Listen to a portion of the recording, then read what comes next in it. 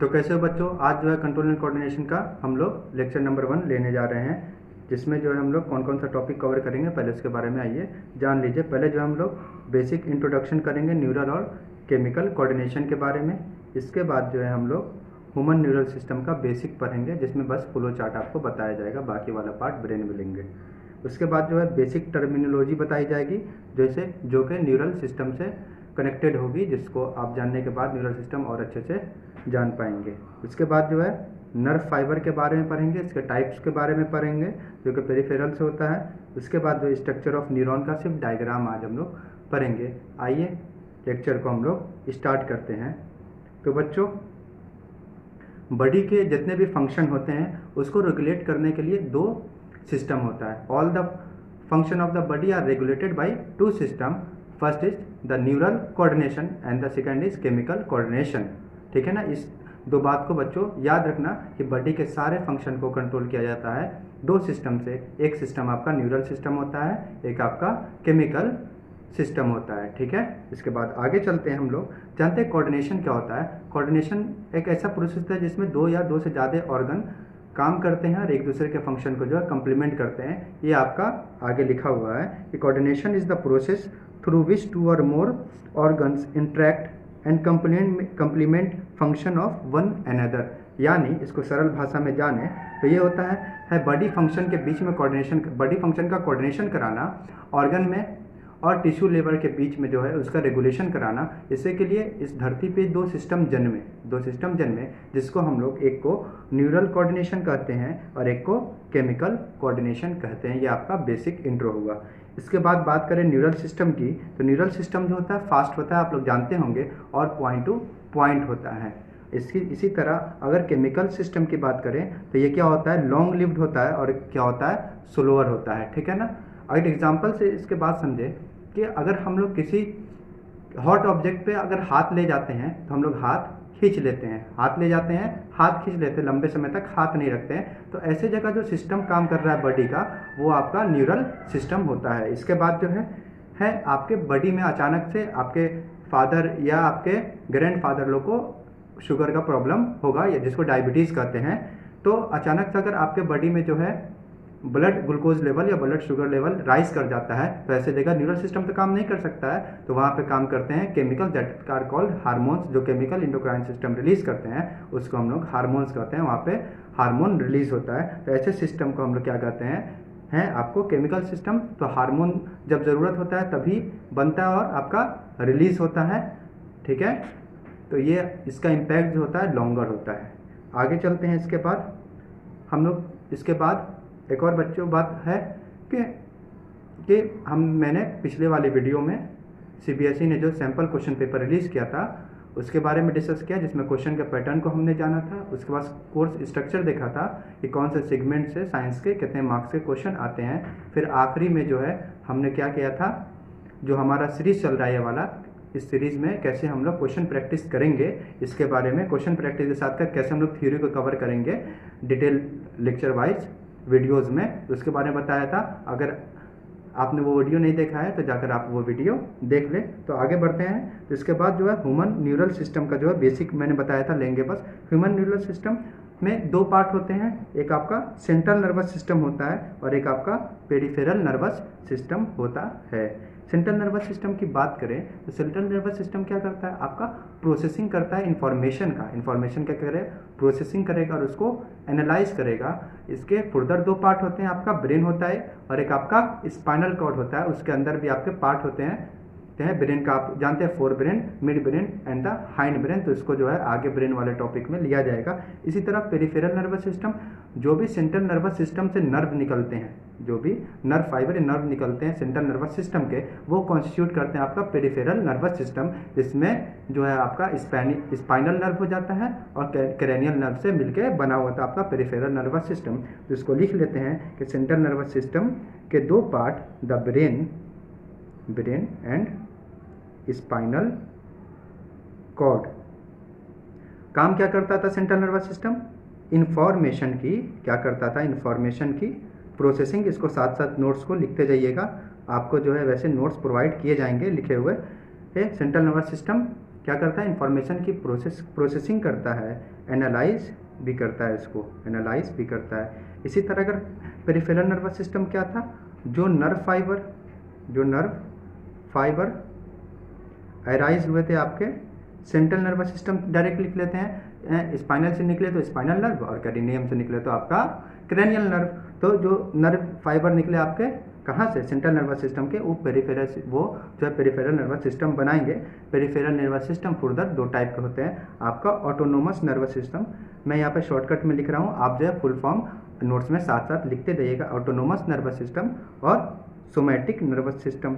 अब ये दोनों नर्वस सिस्टम का काम क्या हुआ, तो आप लोग जानते होंगे जब 9th में आपने मसल्स पढ़ा होगा, तो बॉडी में दो टाइप के मसल्स आपके, एक वॉलेंट्री मसल्स और एक इनवॉलेंट्री मसल्स। वॉलेंट्री मसल्स ऐसे मसल्स जिसको आप कंट्रोल कर सकते हैं, इनवॉलेंट्री मसल्स ऐसे मसल जिसको आप कंट्रोल नहीं कर सकते हैं। तो जो इनवॉलेंट्री मसल्स को कंट्रोल करेगा, फॉर एग्जांपल स्केलेटल मसल्स को, उसको हम लोग सोमैटिक नर्वस सिस्टम करेंगे। जो है आपका वॉलेंट्री मसल्स को कंट्रोल कर रहा है कौन, सोमैटिक नर्वस सिस्टम। किसको, वॉलेंट्री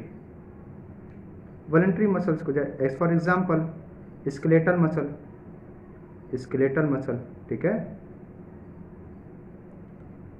और ऑटोनोमस नर्वस सिस्टम, अब बताओ टिश्यू और ऑर्गन के लेवल पे जो हम लोग के काबू में जो मसल्स नहीं है, वहाँ पे कौन जाके काम करेगा, that is autonomous nervous system. Organ tissue के लेवल पे that are called the autonomous nervous system. तो आराम से जो है साथ साथ आप लोग लिखते जाइए। इसके आगे जो है हम लोग कुछ जो है बेसिक टर्मिनोलॉजी की बात करते हैं, जिसके बगैर जो है थोड़ा मुश्किल होता है कंडक्शन को समझना। आप जानते हैं न्यूरॉन की सारी कहानी इम्पल्स से है, इम्पल्स जनरेट होता है तभी न्यूरॉन में कंडक्शन होगा, ठीक है। तो आगे जो है इस चीज़ को हम लोग समझते हैं बेसिक टर्मिनोलॉजी में। तो सबसे पहले जो है आपका ये सारा चीज़ मैंने करा दिया है, ठीक है ना। इसको एक बार आप लोग रीड आउट कर लीजिएगा। न्यूरल सिस्टम क्या होता है एक बार बता देता हूँ, ठीक है। ऑर्गेनाइज नेटवर्क जो है प्रोवाइड करता है पॉइंट टू पॉइंट कनेक्शन का, किसी के लिए क्विक कोऑर्डिनेशन का। हमारे बॉडी में दो कोऑर्डिनेशन सिस्टम होते हैं, neural system and the endocrine system, जो कि सिंक्रोनाइज वे में काम करते हैं, इंटीग्रेट करते हैं सारे एक्टिविटीज़ को, ठीक है। इसके बाद न्यूरल कोऑर्डिनेशन फास्ट होता है क्योंकि पॉइंट टू पॉइंट कनेक्शन होते हैं न्यूरल सिस्टम के बीच में या ऑर्गन के बीच में, लिखा हुआ है यहाँ पर दिस। इसके बाद जो है ये जो है न्यूरल कोऑर्डिनेशन जो होता है आपका फास्ट होता है और शॉर्ट लिव्ड होता है। तो मुद्दे की बात को आप याद रखिएगा। बाकी जो है आप CBSE के स्टूडेंट है तो आपको इंग्लिश लिखना आना चाहिए, बेहतर होगा अपने लैंग्वेज में आप लिखें। इसके बाद कोऑर्डिनेशन सिस्टम दो टाइप के अभी बताया मैंने, न्यूरल सिस्टम और एंडोक्राइन सिस्टम। बॉडी के सारे फंक्शन को रेगुलेट करने वाला क्या, दो system, the neural system and the coordination the chemical system, समझे, the neural system and the chemical system, that is also called the endocrine system, जो कि आपके हार्मोन रिलीज करते हैं, किसके थ्रू, ग्लैंड्स के थ्रू। तो न्यूरल सिस्टम क्या होता है, पॉइंट टू पॉइंट, इसको याद करने का एक अच्छा सा तरीका है। Neural system point two point for a quick coordination for a faster response. फिर से एक बार रिपीट कीजिए मेरे साथ, neural system is point two point for a quick coordination for the faster response. तो इस तरह से आप इसको याद कर सकते हैं। इसके बाद एंडोक्राइन सिस्टम हुआ, जिसमें आपको केमिकल कोऑर्डिनेशन होता है, किसके थ्रू, हार्मोन्स के थ्रू। हार्मोन्स कहाँ से रिलीज होते हैं, तो आपको पता होगा कहाँ से होते हैं, ग्लैंड से होते हैं, ठीक है। इसके बाद बेसिक टर्मिनोलॉजी की बात करें, stimulus, response, receptor, effector, impulse, ये क्या होता है, ठीक है ना। स्टिमुलस, अगर इन्वायरमेंट में कुछ चेंज होता है जिसकी वजह से आप रिस्पॉन्स देते हैं, that is called the stimulus, ठीक है ना। अभी डायग्राम से भी मैं बताऊंगा, ठीक है। अगर इन्वायरमेंट में कुछ चेंजेस होता है जिसकी वजह से आप रिस्पॉन्स क्रिएट होता है, that is called the stimulus. इसके बाद रिस्पॉन्स क्या होता है, किसी भी वही बात हुआ जो स्टिमुलस के अगेंस्ट में आप जो रिएक्शन दिए, that is called the response. इसके बाद रिसेप्टर, अब जो स्टिमुलस जनरेट हुआ उस स्टिमुलस को रिसीव करने के लिए कुछ जो स्पेशल सेल्स भी हमारे बॉडी में होने चाहिए, तभी ना स्टिमुलस पता चले। अच्छा ये हुआ, आगे बताते डायग्राम से, ठीक है। तो उसको क्या कहते हैं हम लोग, रिसेप्टर्स। इसके बाद इफेक्टर, अब रिस्पॉन्स जो तुम करोगे, रिस्पॉन्स जो दोगे, वो रिस्पॉन्स किसी चीज़ से दोगे, that is called the effector. उसमें हमेशा कोई मसल्स होगा या फिर कोई ग्लैंड्स होगा, ठीक है। इसके बाद इम्पल्स, जो इलेक्ट्रिकल डिस्टर्बेंस, इम्पल्स न्यूरॉन की सारी कहानी किससे जुड़ी, इम्पल्स से जुड़ी, इलेक्ट्रिकल डिस्टर्बेंस होता है ये। तो आगे आके देखते हैं हम लोग इस एग्जाम्पल को। तो एक लड़का कहाँ खड़ा है, गार्डन में गए हैं, मस्त गार्डन का नज़ारा बहुत अच्छा है, वहाँ बहुत अच्छे अच्छे पेड़ लगे हैं, बच्चे को मन करेगा कि आइए एक सेल्फी लेते हैं, ठीक है ना। तो ये मन कहाँ से करा, तो पहले स्टिमुलस से जनरेट होना चाहिए। स्टिमुलस कैसे जनरेट होगा, तो आपको पता है जब भी देखने वाला सिनेरियो होता है वहाँ से स्टिमुलस तो लाइट होगा, पेड़ तो नहीं हो सकता है, क्योंकि हम लोग देखते हैं कब किसी चीज़ को, जब सूर्य की प्रकाश जो है किसी वस्तु पे जो है आपका पड़ती है, उसका रिफ्लेक्शन हमारे आँख में आता है, तब हम देख पाते हैं। यही कारण है कि हमको रात में नहीं दिखता है, लेकिन ठीक है।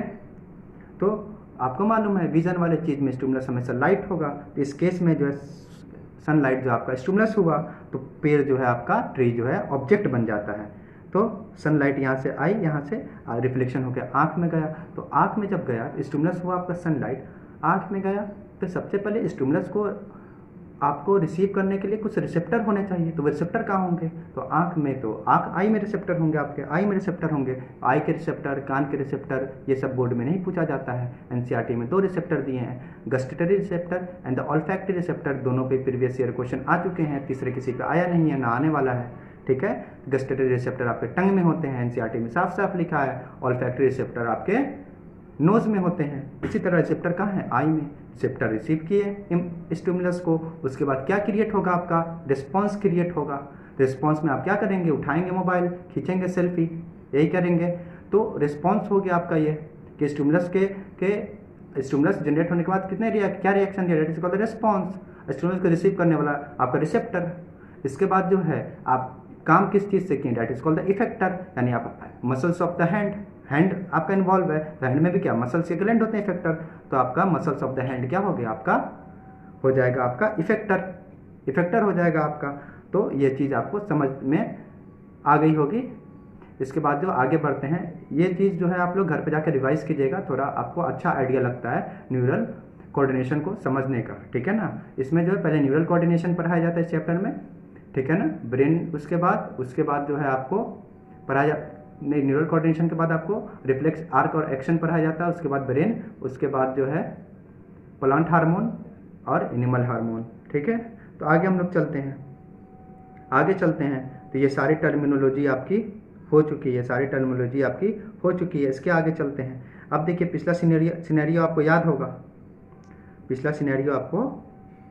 होगा, तो सेंट्रल नर्वस सिस्टम, ठीक है। अब इन्फॉर्मेशन कहाँ जा रहा है आपका, सेंट्रल नर्वस सिस्टम में जा रहा है, ठीक है ना। तो इन्फॉर्मेशन लेके जाने वाला कौन है, रिसेप्टर के पास आया ना स्टिमुलस। रिसेप्टर के पास कौन आया था, रिसेप्टर के पास आपका कौन आया था, स्टिमुलस आया था, स्टिमुलस आया था आपका कहाँ, रिसेप्टर के पास। रिसेप्टर से इन्फॉर्मेशन लेके जाने वाला सेंट्रल नर्वस सिस्टम में आप जानते हैं वो क्या होता है, सेंसरी न्यूरॉन होता है, that is called the sensory nerve fibre, sensory neuron या सेंसरी नर्व फाइबर।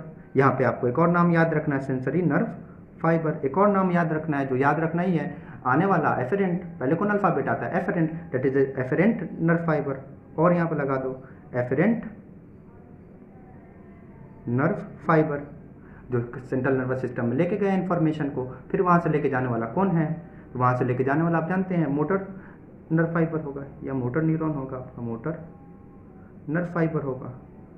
बस आपको एक और चीज़ याद रखनी है, यहाँ पे मोटर न्यूरॉन के बारे में आप जानते होंगे, नर्व फाइबर के बारे में एक और चीज़ याद रखनी है, लेके जाने वाले को हम लोग इफेरेंट कहते हैं, इफेरेंट नर्व फाइबर कहते हैं, इफेरेंट नर्व फाइबर। तो इस चीज़ को आप लिख लीजिए, पता होना चाहिए, बोर्ड में पूछा जा सकता है। इसके बाद रिसेप्टर को लेके जाने वाला CNS में MCQ आ गया कर, तो sensory nerve fibre, that is called the afferent nerve fibre. इसके बाद CNS से आपका मसल्स, देखो मसल्स या इफेक्टर ऑर्गन के पास लेके जाने वाला मोटर नर्व फाइबर या फिर इफरेंट नर्व फाइबर। इसके बाद अगर बात करें हम लोग पेरिफेरल नर्वस सिस्टम में, आप जानते हैं कि जो भी CNS से, जो भी सेंट्रल नर्वस सिस्टम से जो भी नर्व फाइबर्स निकल रहे हैं, वही जो है आपको पेरिफेरल नर्वस सिस्टम बना रहे हैं। तो पेरिफेरल नर्वस सिस्टम के में 2 टाइप के आपके नर्व फाइबर हुए हैं, अभी आपने पढ़ा afferent nerve fibre and the efferent nerve fibre, that is called the afferent is also called the sensory nerve fibre and the efferent is also called motor nerve fibre.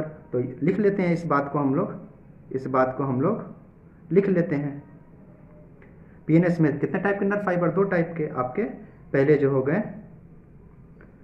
गए आपको efferent, मैं shortcut में लिख रहा हूँ, आप full form लिखिए, efferent nerve fibre या फिर सेंसरी नर्व फाइबर, और आपका एक और क्या हुआ आपका इफरेंट नर्व फाइबर या फिर आपका मोटर नर्व फाइबर। तो अब एफरेंट नर्व फाइबर क्या काम क्या था, आप देखिए ये जो है रिसेप्टर से उठा के कहाँ पे ले जा रहा है इन्फॉर्मेशन को, सेंट्रल नर्वस सिस्टम को। तो इस चीज़ को आप यहाँ लिख देंगे, आपको एग्जाम में पूछेगा इसका फंक्शन, तो आप आराम से कर सकते हैं। तो ये रिसेप्टर से कहाँ लेके जा रहा है इन्फॉर्मेशन को, सीएनएस में, सीएनएस में ले जाके जा रहा है। इसी तरह आप देख सकते हैं सीएनएस से लेके ये कहाँ जा रहा है, मसल्स या ग्लैंड में, यानी पेरिफेरल टिश्यू या ऑर्गन के पास जा रहा है। ये कहाँ लेके जा रहा है, सेंट्रल नर्वस सिस्टम से आपका पेरिफेरल टिश्यू या फिर आपका ऑर्गन के पास, पेरिफेरल टिश्यू या ऑर्गन के पास जा रहा है ये इन्फॉर्मेशन को लेकर। तो आज के जो आखिरी सेगमेंट पे हम लोग चलते हैं, जहाँ पे हम लोग स्ट्रक्चर ऑफ न्यूरॉन के बारे में जानेंगे। बस स्ट्रक्चर के बारे में आगे जो है डिटेल जब इसके बारे में अगला लेक्चर आएगा तो उसमें बाकी जानिएगा। स्ट्रक्चर ऑफ न्यूरॉन का स्ट्रक्चर होता कैसे है, ठीक है ना, तो इसको पढ़िए आप। तो सबसे पहले आपको मालूम है सेंटर में बैठा कौन, सेंटर में बैठा कौन, साइटोन।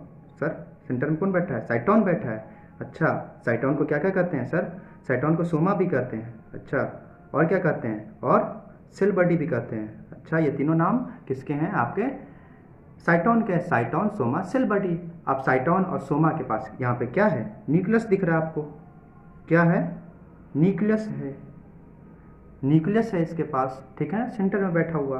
और इसके अगल बगल क्या है आपके पास, इसके अगल बगल क्या है आपके पास, साइटोप्लाज्म है। क्या है, साइटोप्लाज्म।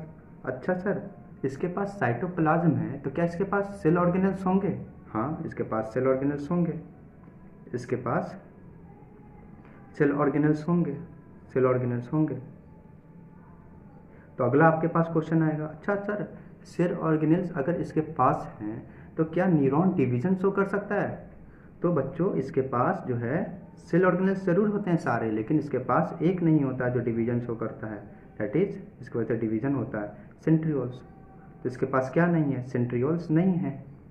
तो अब क्वेश्चन आपसे अगर पूछा जाएगा कि न्यूरॉन डिवीजन शो कर सकता है, नहीं कर सकता डिवीजन, एक से दो नहीं बन सकता, क्यों नहीं बन सकता, उसके पास सेल ऑर्गेनल्स है। लेकिन तुम बोलोगे क्या कि सर उसके पास जो है आपका सेंट्रियोल्स नहीं है तो डिवीजन कैसे शो करेगा। चलो आगे बढ़ते हैं, इसके बाद साइटोन पे आते हैं। साइटोन सेंटर वाला पार्ट है, साइटोन से निकलते हैं बच्चों दो प्रोसेस, साइटोन से कितने, दो प्रोसेस। एक प्रोसेस ब्रांच्ड होता है, एक प्रोसेस अनब्रांच्ड होता है, ठीक है, एक प्रोसेस ब्रांच्ड होता है, एक प्रोसेस अनब्रांच्ड होता है। तो आइए जाने ब्रांच प्रोसेस को क्या कहते हैं, बताओ। ब्रांच प्रोसेस अब बता दोगे, ब्रांच प्रोसेस को क्या कहते हैं बताओ,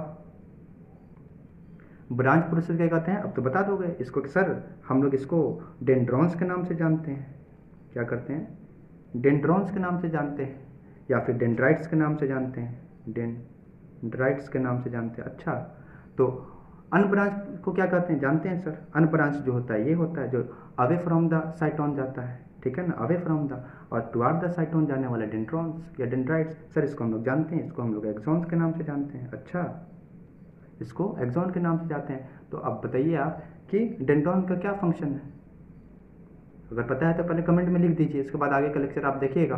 तो डेंड्रॉन का क्या फंक्शन है, जो भी आपका इम्पल्स आ रहा है उसको उठाएगा, इन्फॉर्मेशन को ले आके फेंकेगा आपको कहाँ पे, सेल बॉडी, साइटोन, सोमा एक ही नाम है उसके पास, वो प्रोसेस करेगा इन्फॉर्मेशन को, उसके बाद जो अवे फ्रॉम द साइटोन फेंकेगा। तो अवे फ्रॉम द साइटोन है कौन, एक्सॉन। तो आगे जो है आपका इन्फॉर्मेशन को ट्रांसमिट कौन करेगा, आपका एक्सॉन करेगा, एक्सॉन ट्रांसमिट करेगा आगे, ठीक है। तो क्या हुआ यहाँ पर कि जो इम्पल्स आया उसको उठाया कौन, डेंड्रॉन्स, उठा के फेंका, डेंड्रॉन इन्फॉर्मेशन को लिया और उठा के फेंकेगा कहाँ पे, साइटोन। साइटोन में क्या होगा, प्रोसेसिंग होगी, डेंड्रॉन क्या करेगा, इन्फॉर्मेशन को कैरी करेगा, इम्पल्स को, ठीक है, साइटोन क्या करेगा, उसको प्रोसेस करेगा, और उसके बाद एक्सॉन जो है अगला पार्ट वो उसको ट्रांसमिट करेगा आगे, फुर्दर आगे न्यूरॉन के पास करे या फिर किसी मसल्स के पास करे, ठीक है। तो वो आगे वाले लेक्चर में हम लोग जान जाएंगे, ठीक है। आगे चलते हैं, एक्सॉन के आगे वाला पार्ट। अच्छा सर ये तो हम लोग जानते हैं, that is called the axon terminal कहते हैं इसको, या फिर नर्व एंडिंग, क्या कहते हैं सर इसको, एक्सॉन टर्मिनल। अच्छा ये बताओ, अब एक्सॉन टर्मिनल के पास ये क्या दिख रहा है, गोल सा, ये जो है गोल सा क्या है, यहाँ पे आप कंफ्यूज हो गए तुम लोग, इसको कहते हैं हम लोग सिनेप्टिक नोब। क्या कहते हैं, सिनेप्टिक नोब कहते हैं इसको हम लोग, सिनेप्टिक नोब। अच्छा, सिनेप्टिक नॉब के पास मालूम है क्या होता है? सिनेप्टिक नॉब के पास होते हैं सिनेप्टिक वेसिकल। सिनेप्टिक वेसिकल, अच्छा सर, सिनेप्टिक वेसिकल्स, इसके पास क्या होता है? न्यूरोट्रांसमीटर। अच्छा सर, हमको मालूम था न्यूरॉन के पास जो है पीछे वाले पार्ट में जो है न्यूरोट्रांसमीटर होता है। आज आप लोग जान गए न्यूरोट्रांसमीटर जो है कहाँ पे होता है? सिनेप्टिक वेसिकल्स में होता है। क्या होता है न्यूरोट्रांसमीटर? अब आपके सिलेबस में तो न्यूरोट्रांसमीटर का नाम नहीं है, आपके सिलेबस में न्यूरोट्रांसमीटर का नाम नहीं है, फिर भी जानने की इच्छा तो आती है आपको, जानने की इच्छा आती है तो जान लीजिए। एसिटाइल कोलिन होता है, एसिटाइल कोलिन होता है। कभी बोर्ड में नहीं पूछा जाएगा एसिटाइल कोलिन का नाम, क्योंकि एनसीईआरटी में है ही नहीं, वही आता है जो एनसीईआरटी में है। तो आगे बढ़ते हैं बच्चों। तो अभी तक क्या हुआ कि डेंड्रॉन जो है इम्पल्स को उठाता है, डेंड्रॉन इम्पल्स को उठाता है, इन्फॉर्मेशन को उठाता है, साइटोन में भेजता है, साइटोन उसको प्रोसेस करता है, साइटोन उसको प्रोसेस करता है, ठीक है। उसके बाद एक्सॉन उसको आगे फर्दर ट्रांसमिट करता है, एक्सॉन टर्मिनल के पास जाता है उसके पास, और उसके बाद दूसरे न्यूरॉन में कंडक्शन होगा, ठीक है ना, जिसको हम लोग आगे वाले लेक्चर में लेंगे, ठीक है। वहाँ पे सिनेप्सिस आ जाता है, दो न्यूरॉन के बीच के गैप को सिनेप्सिस कहते हैं। तो what happened at synapses between two neuron? NCERT में आपने ये क्वेश्चन देखा होगा, ये बोर्ड में प्रीवियस ईयर क्वेश्चन भी है, तो इसको जो अगले लेक्चर में देखेंगे ऐसा क्या होता है दो न्यूरॉन के बीच में, ठीक है ना, कि एक इलेक्ट्रिकल सिग्नल जो है आपका केमिकल सिग्नल में बदल जाता है, ठीक है। तो अभी जो है इस न्यूरॉन के स्ट्रक्चर को कंप्लीट करते हैं, ठीक है। हमारे सिलेबस में जो न्यूरॉन है वो माइलिनेटेड न्यूरॉन है, 10th के सिलेबस में जो न्यूरॉन है वो माइलिनेटेड न्यूरॉन है। तो अच्छा, न्यूरॉन पे कभी आपने ऐसे देखा होगा स्ट्रक्चर, आपने ऐसा स्ट्रक्चर न्यूरॉन पे कभी देखा होगा। तो इस स्ट्रक्चर, ये स्ट्रक्चर को क्या कहते हैं हम लोग? Myelin sheath. किसको? इस स्ट्रक्चर कहते हैं हम लोग माइलिन शीट, माइलिन शीट। अच्छा, तो माइलिन शीट, तो एक बात आप बोलिएगा सर स्ट्रक्चर वगैरह तो नहीं मालूम, लेकिन मुझे मालूम है कि ये माइलिन शीट जो है इंसुलेशन का काम करता है, इंसुलेशन का काम करता है। तो आप ये बताइए कि हमने तो पढ़ा है कि सिग्नल जो है इलेक्ट्रिकल सिग्नल, इलेक्ट्रिक जैसा आता है, इलेक्ट्रिकल सिग्नल आता है, तो यहाँ पे इंसुलेटर लगा हुआ है तो कंडक्शन कैसे होगा? बात तो वाजिब है आपकी, यहाँ पे इंसुलेटर लगा माइलिन शीट तो कंडक्शन कैसे होगा? तो आपको एक चीज़ दिख रहा होगा यहाँ पर, ध्यान से देखिए आप, एक चीज़ दिख रहा होगा, ये एक आपका माइलिन शीट, ये एक आपका माइलिन शीट, दोनों माइलिन शीट के बीच के गैप को हम लोग क्या कहते हैं? Node of Ranvier. क्या कहते हैं इसको? Node of Ranvier. अच्छा सर, ये आप हमको क्यों बता रहे हैं? तो क्यों बता रहे हैं? ये सिलेबस में नहीं है, सिलेबस में नहीं है आपके, ना माइलिन शीट है ना आपके नोड ऑफ रेनवीर है, लेकिन समझने में थोड़ा आसानी होता है इस वजह से बता रहे हैं। बोर्ड में नहीं आएगा, आराम से स्किप कीजिएगा रिवीजन के समय, ठीक है।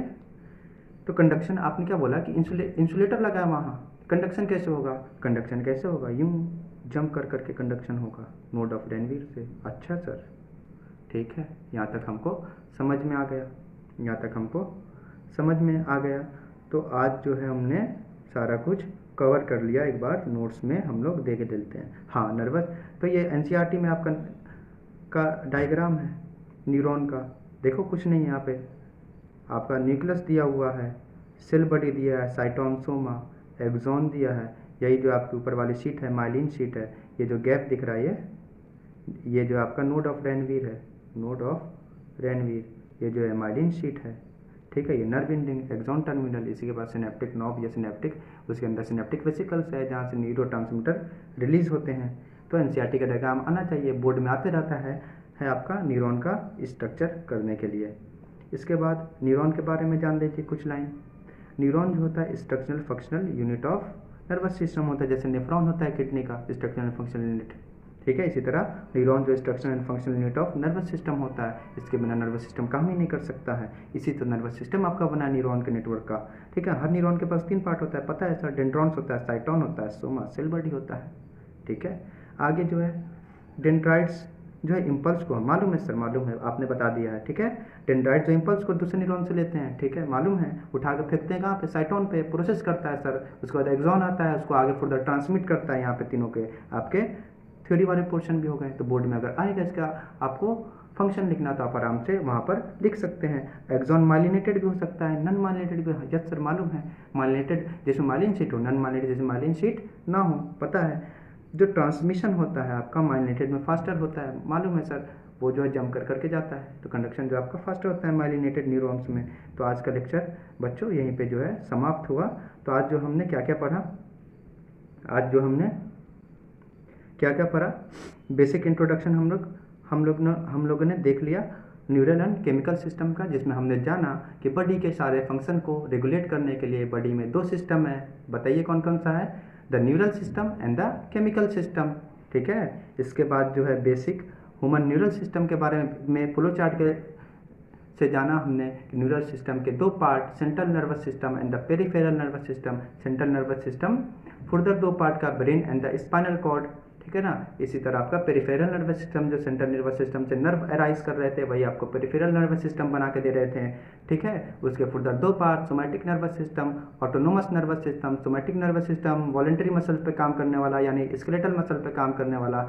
इसी तरह आपका ऑटोनोमस नर्वस सिस्टम आपका जो है विसरल ऑर्गन या फिर आपका इस पे काम करता है, इनवॉलंटरी मसल्स पे काम करता है। ठीक है, इसके बाद जो हमने पढ़ा nerve fibre. Yes sir, PNS में जो नर्व फाइबर थे दो टाइप के थे, afferent nerve fibre and the sensory nerve fibre, जो इन्फॉर्मेशन को सीएनएस के पास पहुंचाते थे। कहाँ से पहुंचाते थे, रिसेप्टर से पहुंचाते थे सर।